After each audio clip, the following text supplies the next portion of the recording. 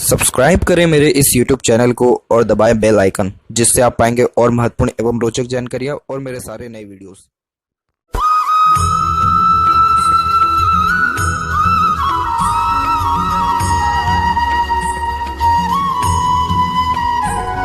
नमस्कार दोस्तों, भगवान आप सभी का भला करे और आपकी सारी इच्छाएं एवं मनोकामनाएं पूरी हों। दोस्तों, आज मैं आप सभी को सूर्य पर्वत और सूर्य रेखा के बारे में सबसे महत्वपूर्ण जानकारी दूंगा और इस सूर्य यहाँ पर्वत के विषय में पूरी एक श्रृंखला अभी आने वाली रहेगी, जिसमें आपको क्रॉस के साइन के बारे में, सूर्य के क्या रेमेडीज़ होते हैं और सूर्य के अलग अलग रेखाओं के किस प्रकार प्रभाव व्यक्ति के ऊपर पड़ते हैं उसके विषय में बताऊंगा। तो यहाँ पर इस वीडियो में आपको अमीर और धनवान बनने वाली कुछ महत्वपूर्ण योगों के विषय में मैं बताने के साथ साथ सूर्य पर्वत जब दबा हुआ होता है या उभरा हुआ होता है तो उसके क्या कैरेक्टरिस्टिक होते हैं जो व्यक्ति के लाइफ में बहुत ज़्यादा प्रभावित उसको कर देने वाले होते हैं, उसी के विषय में सबसे महत्वपूर्ण जानकारी दूंगा। तो सबसे पहले यहाँ पर बात कर लेते हैं कि सूर्य पर्वत कहाँ पर होता है। जैसा कि आपके हथेली में जो थर्ड फिंगर है, उस थर्ड फिंगर के नीचे का जो ये एरिया है जो हृदय रेखा के जस्ट ऊपर में होता है, ये आपका सूर्य पर्वत है। सूर्य पर्वत व्यक्ति के पद, प्रतिष्ठा, मान सम्मान की योगों के विषय में बताने के साथ साथ कौन व्यक्ति कितना अपने जीवन में सक्सेसफुल होने वाला रहेगा, सफलता किस चरम तक उस व्यक्ति की पहुंचने वाली रहेगी, या कौन व्यक्ति किस क्षेत्र में सबसे ज़्यादा लाभ अपने जीवन में कमा सकता है, उन सब के बारे में यहाँ पर सूर्य पर्वत से पता चलता है।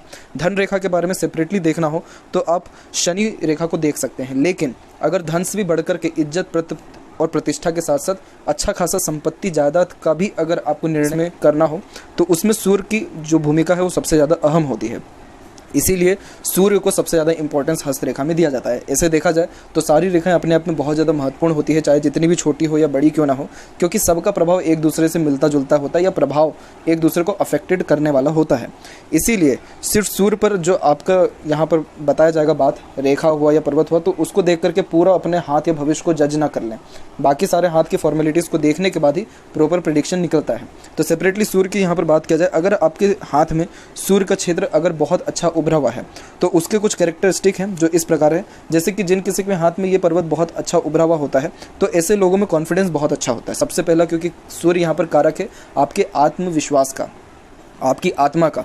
तो जिस व्यक्ति का सिर्फ ये पर्वत ही उभरा हुआ हो तो ऐसे लोग बहुत ज़्यादा ही आत्मविश्वासी प्लस अच्छे खासे कॉन्फिडेंस और टैलेंटेड पर्सन ऐसे लोग देखने को मिलते हैं। कॉन्फिडेंस इतना अच्छा होता है कि कोई भी इनको नया काम दे दीजिए या कितना भी रिस्की काम क्यों ना दे दीजिए, ये बड़ी ही सरलता से उसको अंजाम दे देने वाले होंगे और कभी भी ज़्यादा घबराते या डरते नहीं हैं। वहीं अगर ये पर्वत यहाँ पर दब गया हो तो ऐसे लोगों में कॉन्फिडेंस बहुत ज़्यादा कम हो जाता है।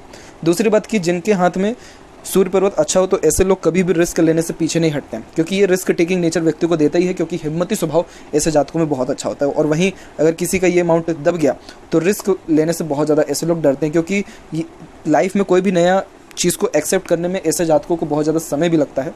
और एक प्रकार से यही रीज़न है कि रिस्क लेते हैं तो उसके पहले ही इतना ज़्यादा भय हो जाता है या भविष्य को लेकर के चिंता इतनी ज़्यादा होती है कि कोई भी नया काम या नया रिस्क लेने से पहले बहुत ज़्यादा डरते हैं। जिनके हाथ में अच्छा है ये सूर्य, वो लोग बहुत अच्छे नेतृत्व कर पाते हैं, अथॉरिटिकल वर्क बहुत अच्छे कर पाते हैं, क्योंकि पावर ऐसे लोगों के पास ज़्यादा होती है। सिर्फ यहाँ बात की जा रही है सूर्य पर्वत अच्छा है यानी उभरा हुआ है या दबा है यानी खराब है। इसके अलावा यहाँ पर देखें तो जिन व्यक्तियों के हाथ में सूर्य अच्छा हो ऐसे व्यक्ति हर काम को परफेक्शन के साथ करते हैं और ये एक समय पे एक ही काम करते हैं, मल्टीटास्किंग नेचर नहीं होता है। और कभी भी ऐसे लोग अपने जीवन में होप नहीं हारते, यानी उम्मीद हमेशा बनाए रखते हैं। अब जिन किसी के हाथ में सूर्य पर्वत दबा हुआ हो तो ऐसे लोगों के अंदर उम्मीद बहुत कम होती है, मतलब हर चीज़ के पीछे एक नेगेटिव पॉइंट इनका देखने को मिलेगा। दूसरी बात यहाँ पर यह है कि ऐसे लोग मल्टीटास्किंग नेचर के भी पाए जाते हैं, यानी एक समय पे एक से ज़्यादा काम करना, क्योंकि इनके नेचर में ही होता है कि एक बार उठेंगे और सारे काम एक साथ निपटा के ख़त्म करेंगे। जबकि ये जो चीज़ है एक समय पे एक से ज़्यादा काम करना, ये इनको सबसे बड़ा कन्फ्यूज़न का कारण बनता है जीवन में, क्योंकि ऐसे लोग बहुत ज़्यादा ही कन्फ्यूज्ड होते हैं। दूसरे लोगों से सहारा या राय लेना ही इनको पड़ता है और जीवन में जो एम है या एक प्रकार से जो क्लैरिटी है उसमें बहुत ज़्यादा कमी होती है। क्लैरिटी मतलब किसी भी चीज़ में प्रॉपर निर्णय नहीं ले पा रहे, प्रॉपर किसी चीज़ को जज नहीं कर पा रहे, प्रॉपर सोच विचार नहीं पाते हैं। और जब मल्टीटास्किंग नेचर होता है तो व्यक्ति हर काम में अपना एक प्रकार से एफर्ट्स डाल रहा है, तो किसी एक काम में परफेक्शन भी नहीं मिल पाता है। तो ये यहाँ पर सिर्फ बात की गई है सूर्य पर्वत दबा हो या उभरा हुआ हो। तो मेरे किसी भी बात से आघात मत होइएगा। अगर ऐसा कोई भी इंडिकेशन लगता है हाथ में कि हाँ ये बात सही है तो नीचे कमेंट करें, लाइक करें, बताएं और इसके उपाय नेक्स्ट वीडियो में आएगा, उसके लिए भी थोड़ा वेट करें। तो अगर ये चीज़ें हैं लाइफ में तो इसको एक्सेप्ट करके अगर आप आगे बढ़ेंगे, इसके ऊपर अगर काम करेंगे तो हो सकता है कि यहाँ पर आपका ये सूर्य पर्वत बहुत जल्दी बहुत अच्छा रिस्पॉन्स देने लगे, क्योंकि सूर्य जैसे ही व्यक्ति का स्ट्रांग होता है तो जितने भी व्यक्ति आज सुपरस्टार हैं, राजनीति है, जो बड़े लेवल पे पहुंचे हुए हैं, जो पब्लिक को बहुत ईजिली फेस कर पाते, जिनके अंदर कॉन्फिडेंस ही अलग लेवल का होता है, जो लोग बहुत ज़्यादा क्रिएटिविटी वाले लोग देखने को मिलते हैं या आर्टिस्टिक क्वालिटीज़ के भी होते हैं, इन सब के हाथ में सूर्य रेखा हो या ना हो, लेकिन इनका सूर्य पर्वत हमेशा मजबूत परिस्थिति में आपको देखने को मिलेगा। उम्र के अनुसार और बहुत सारे अलग कंडीशन के अनुसार भी सूर्य पर्वत थोड़ा दब जाता है, तो जिनका थोड़ा बहुत भी दबता है तो वो इतना अच्छे कम्युनिकेटर नहीं हो पाते या पब्लिक को उतना ईजिली फेस नहीं कर पाते, थोड़ी हिचकिचाहट घबराहट सी आ जाती है।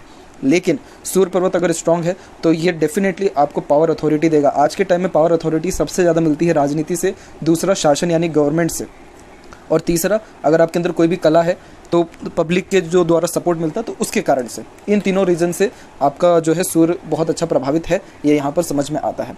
अब यहाँ पर जो धनवान और अमीर वाली जो रेखाएं हैं, तो देखिए सिर्फ इन रेखाओं को देख करके अपने पूरे होल लाइफ को जज मत करिएगा। और ये रेखाएं चाहे जितना भी कुछ क्यों ना कह रही हों, अगर आप कर्म नहीं करेंगे तो आपको कुछ भी नहीं मिलने वाला है।